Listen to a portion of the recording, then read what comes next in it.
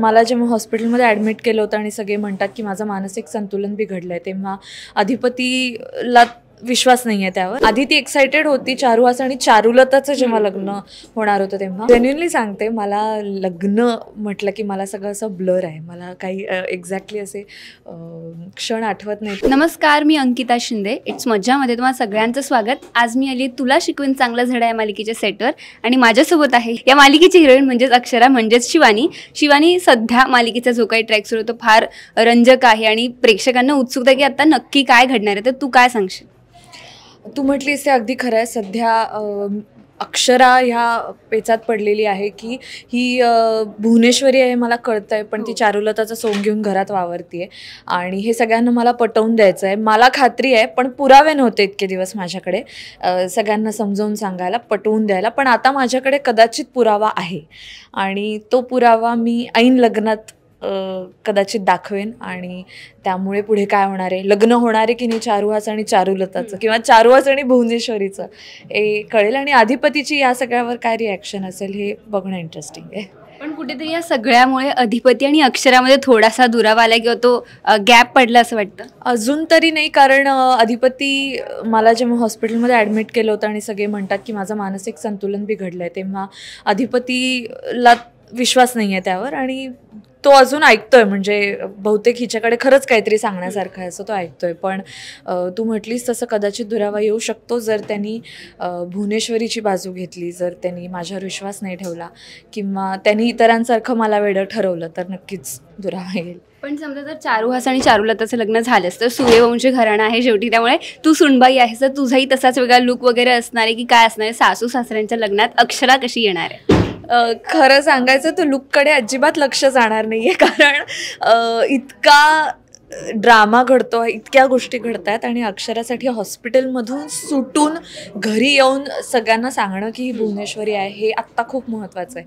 आणि आधी ती एक्सायटेड होती चारुहास आणि चारुलताचं जेव्हा लग्न होणार होतं तेव्हा, आणि तिनेच ते सगळं ठरवलं होतं, त्यामुळे कदाचित तेव्हा ती नटली असती उत्साहाने. पण आता तिला असं वाटतं की ही भुवनेश्वरी आहे, त्यामुळे या लग्नात तिला हे लग्नच तिला होऊ द्यायचं नाही, त्यामुळे ती नटणार नाही. अगदीच. आतापर्यंत अक्षरा आणि अधिपती इथपर्यंत सगळं म्हणजे मेन स्टोरी खेळत होती, पण आता कुठेतरी त्यांचे आई बाबा किंवा सासू सासरे असं सुरू आहे. आणि आता ट्रेंड सुद्धा असतो की लग्नाचं 25 वर्ष आलं की पुन्हा लग्न लावणं. सो आता तूच तुझ्या सासू सासऱ्यांच्या लग्नात असणार आहे आणि ही जेव्हा स्क्रिप्ट आली तेव्हा तुम्हा कलाकार मंडळींमध्ये काय चर्चा झाली किंवा कविताताईंना जेव्हा कळलं की त्यांचं आता लग्न असणार आहे मालिकेत? आम्हाला खूप छान वाटलं, कारण हे खूप रिफ्रेशिंग आहे.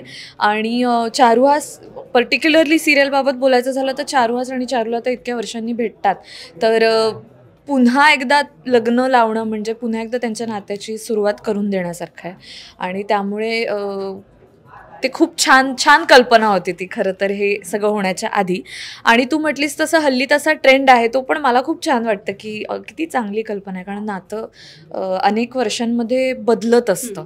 जेव्हा लग्न होतं तेव्हाचं नातं आणि एक 25 वर्षांनी वेगळं असतं, तर त्यासाठी पुन्हा लग्न करणं हे खरं तर खूप छान कल्पना आहे. एक शेवटचा प्रश्न, तुझं सुद्धा काही वर्षांपूर्वीच लग्न झालं, सो तुझ्या लग्नातली एक मेमोरेबल गोष्ट किंवा अविस्मरणीय गोष्ट सांगायची झाली तर काय असेल ती? काही वर्षांपूर्वी म्हणजे 2च वर्षांपूर्वी.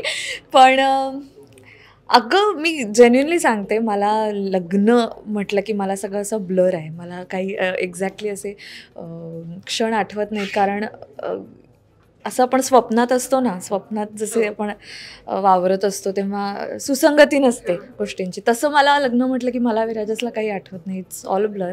पण मला एक गोष्ट आठवते की आम्ही आमच्या सगळ्या अत्यंत क्लोज मित्रमैत्रिणी आणि फॅमिलीबरोबर आम्ही फॅमिली होती म्हणजे आमच्या लग्नाला खूप कमी लोक होते आणि त्यांनी सगळ्यांनी आमच्या 2 मित्रांनी एक असा छोटासा कार्यक्रम बांधला होता की सगळ्यांना आठवणी सांगितल्या लग्न लागल्यानंतर.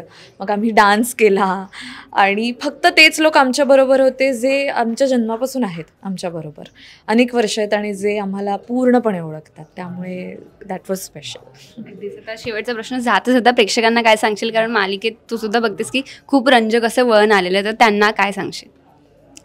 खूप तू म्हटलीस तसं रंजक वळण तर आहेच आहे, पण आता कदाचित सूर्यवंशींच्या कुटुंबामध्ये 2 गट पडणार आहेत आणि अधिपती अक्षरा यांच्या नात्यात पण पुन्हा एकदा दुरावा येण्याची शक्यता निर्माण झालेली आहे. आणि सगळ्यात महत्त्वाची गोष्ट, लोक अनेक दिवस कमेंट्समधून आम्हाला सांगत होते की आम्हाला माहिती आहे भुवनेश्वरी, आम्हाला माहिती आहे, आम्ही ओळखलं आहे.